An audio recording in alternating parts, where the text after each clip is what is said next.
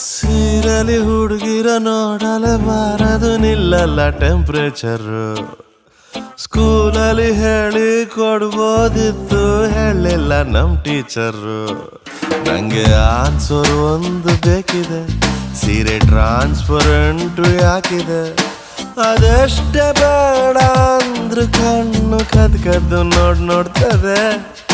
ಅದ್ಯಾಕೋ ಮನ್ಸು ಮೊನ್ನೆಯಿಂದ ಮುದ್ದು ಮಾತಾಡ್ತದೆ.